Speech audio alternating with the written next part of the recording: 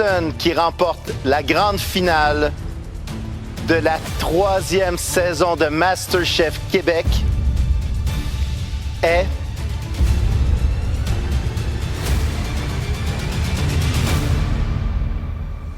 Samuel!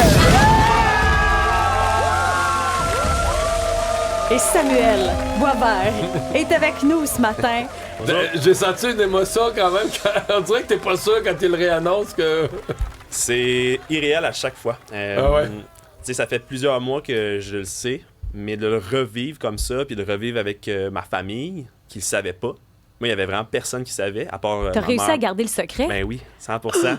Il y avait Même ta famille, hier, regardait ça avec nervosité. 100%. Mes cousins, mes demi-sœurs, toute la famille, il n'y a personne qui était au courant. T'étais-tu avec eux? Oui, oui. Ouais, Fait que t'étais avec eux, puis tu restais poker face. Poker face, mais on était aussi avec tous les autres Masterchef de notre saison. Charlotte était là aussi, donc c'était un gros événement haut en couleur. Charlotte, Ok. qui est la finaliste, qui est avec toi Oui. parce que vous étiez 2 candidats. Faut dire que c'est 13 semaines, 40 défis.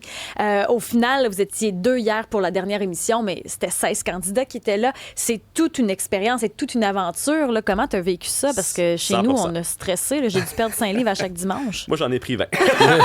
Avec le beurre.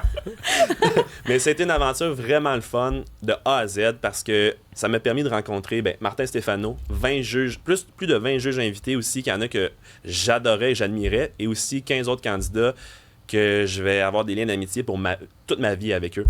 Puis on s'est dépassé de semaine en semaine. On a vécu des émotions ensemble de semaine en semaine. Fait que ça a tissé des liens vraiment serrés, vraiment forts. Puis ça, c'est à vie, là. Toi, ce qui te démarquait, entre autres, c'est que tu as décidé d'adopter la thématique Gaspésie. Puis on l'a bien senti aussi hier, où tout était pensé. Là. Ton entrée avec les pétoncles, les bourgots, ta longe de serre, l'argousier qui est en vedette dans le dessert.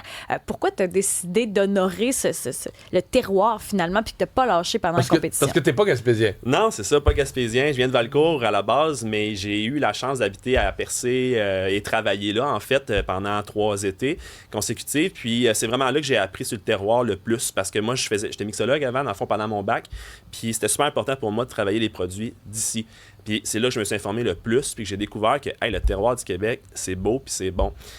Puis hier, j'avais vraiment envie dans l'émission de mettre ça de l'avant, justement, puis des choses qui sont pas connues. Tu sais, il y avait du nord de Pinède, du poivre clavalier, qui sont pratiquement pas connu, puis j'avais vraiment envie de faire honneur à ça. Puis oui, c'était ma ligne directrice parce que ça me tient à cœur, puis la Gaspésie aussi, ça me tient à cœur. Fait que c'était vraiment Collier un de hommage. flétan.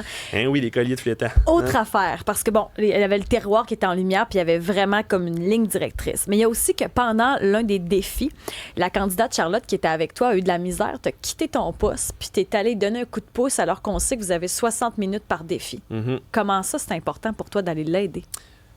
Ben,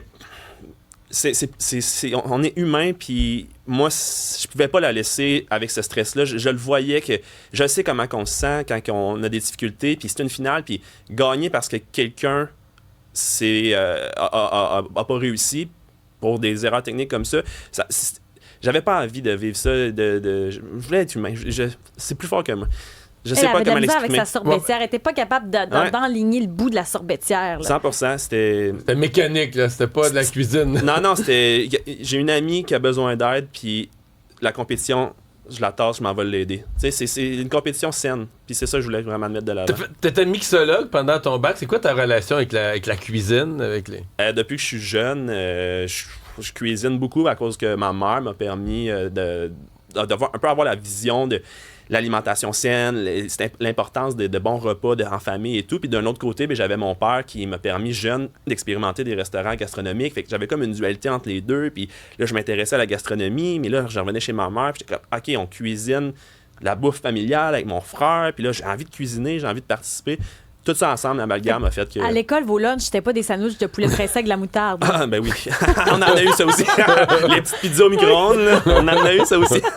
Mais puis, on t'a senti aussi très émotif, très près de tes émotions aussi dans la compétition. C'était un autre côté de toi, ça, qu'on a découvert à la télé. Mais au début, c'était difficile. Les 3 premières semaines, j'avais de la difficulté avec ça. C'était pas quelque chose que j'étais prêt à me lancer. Mais t'as même été en danger au début, là. Oui, 3e semaine contre Ami. Ça a été mon déclic. Mais les émotions, après ça, je me suis dit, je vis cette aventure-là, qui est un rêve depuis toujours. Je vais le vivre à fond, à 100%, parce que je veux que ça soit un souvenir, que je ne vais pas avoir aucun regret. Puis de vivre mes émotions comme ça, puis de l'accepter devant tout le monde, c'était une des façons de faire « je suis là, je le vis », puis à 100%, à Tu te 1000. laissais toucher, c'était beau, ça. Merci. Les larmes, moi j'ai tout aimé tes larmes. Je les ai aimées. Il y a un moment donné, vous parliez là, de Martin Picard qui t'a ramassé au début de la compétition. Raconte-nous ce moment-là. Ah, tu veux dire la 3e semaine? Oui. Ouais, ben en fait, j'avais un peu de difficulté à m'adapter au début, puis ce défi-là, piquant et épicé avec Amine après, il a été quand même dur parce que j'avais de la difficulté à comprendre bien les consignes, puis les appliquer, puis j'en voulais en faire trop, puis ça a été comme un combat à ce niveau-là. Puis je pensais vraiment partir, moi, à ce moment-là. Pour vrai, je pensais que c'était la fin pour moi. Puis j'avais mis beaucoup de pression parce que cette semaine-là, j'avais été capitaine de restaurant. J'avais choisi Tammy en premier. Après défi, ça allait pas bien. Puis là, je me rends jusqu'avec Tammy à la fin. Ça a été vraiment dur de la voir partir aussi parce que je me disais que c'était moi le responsable de ça. Puis après, je me suis dit, change ta mentalité, puis go, fonce, t'es ici pour ça. Fait que la mise en danger t'a peut-être permis de te rendre jusqu'au bout après. Fort probable. Est-ce que t'étais un maniaque, mettons, MasterChef 1 et 2 au Québec, puis les autres versions un peu partout dans le monde? MasterChef Australie. T'en as regardé, oui, en masse? Tout. OK. Puis en même temps que nous, on tournait, c'était MasterChef Back to Win, qui était la 17e saison de MasterChef Australie. Puis je l'écoutais. Il diffusait en même temps que nous, on enregistrait. Fait que je l'écoutais en même temps. Fait que moi, Andy Allen, là, je le voyais le soir à l'hôtel, j'écoutais mes émissions. Puis là, le lendemain, je me rends, puis il est là. C'était fou. Mais là, tu gagnes tout à prix quand même, là, parce que c'est 1 an d'épicerie, après ça, une voiture, des destinations avec Air Transat. Tu ne seras pas tout de suite Air Transat, mais éventuellement. Ouais, c'est vrai, j'ai vu ça hier. Mais bref, et 50 000 est-ce que ce 50 000 $-là va servir peut-être à ouvrir un resto ou qu'est-ce qu'on fait avec ça? Je sais pas, c'est tôt. Tu sais, j'ai pas assimilé encore à 100% la victoire, tu sais, ça fait longtemps que je sais, mais là, je l'ai revu hier, puis ça l'a rendu réel, en fait, puis j'ai comme pas assimilé tout, je sais pas, en fait, ce que j'ai envie de faire à 100% après avec ça, mais c'est sûr que c'est un bon push pour n'importe quel projet qui me tente de me lancer dedans, mais c'est sûr que peu importe Parce le que là, projet... tu fais quoi présentement, là? Moi, je travaille pour le camp. Wow. Je travaille pour le camp depuis presque là, 2 ans. Ouais. T'es pas dans la cuisine ni proche, ni de près, ni de loin. Là. Non, mais ça fait... Il y a les biscuits sourires qu'on peut faire. C'est vrai, des biscuits sourires gastronomiques. Mais c'est vraiment important aussi pour moi après de redonner à Leucan. Ils m'ont vraiment permis de faire l'aventure à 100%. Ça, c'était très cool de leur part. Je les remercie. Puis en même temps, c'est tellement une belle mission. Fait que je veux redonner à Leucan, définitif. Puis mes autres projets, ça va être terroir. C'est sûr qu'il y a un terroir. Il va rester de la cuisine quelque part dans ton quotidien? Ben oui, moi, la cuisine, ça n'a jamais lâché. Après, j'ai pris un petit mois de congé de cuisine après juillet. Là, j'étais allé en Gaspésie, en vacances après.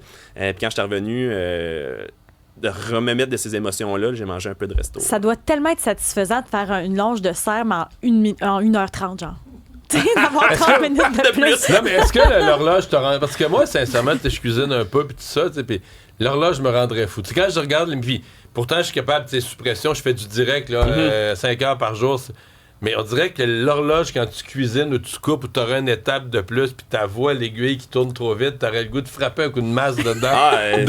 Souvent, c'est ça le combat, hein, c'est l'horloge. Puis ouais? Les juges nous le disent, il reste 45, 30, 15. Moi, je le regardais aux 30 secondes. C'est toujours en train de le regarder. Je faisais ce qui est dur, c'est que tu dois calculer dans ta tête ce que tu prépares dans le temps où que ça va arriver.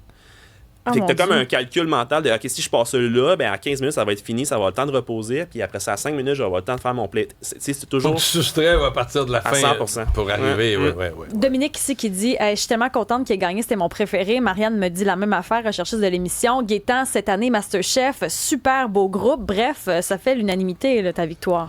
Ben, le groupe, je vais parler du groupe en premier. Le groupe, c'était vraiment une gang incroyable cette année. Je pense que ça a apparu, il n'y a pas un candidat qui était à part. On était tous soudés, tous connectés. On a toute une relation d'amitié qui perdure encore à ce jour et qui va perdurer longtemps. Ça, je suis fier de ça parce que c'est un des plus beaux cadeaux aussi qu'on a eu. Hier, il était là aussi, la gang de MasterChef saison 3, puis on a partagé des larmes encore hier ensemble avec Louis quand je l'ai vu pleurer dans l'émission. Et il était à côté de moi, puis on a pleuré ensemble. Ça, c'est un des plus beaux cadeaux, vraiment. Puis je suis vraiment content que les gens, il y a plein de gens qui m'ont soutenu du début jusqu'à la fin, puis je suis vraiment reconnaissant de ça. Pour vrai, là, c'est incroyable l'amour, la vague d'amour, je trouve ça magique, c'est cool. Bravo, Sam. Bravo, merci d'être passé. Ça fait plaisir. Bonne chance pour la suite. Merci beaucoup. Cheers,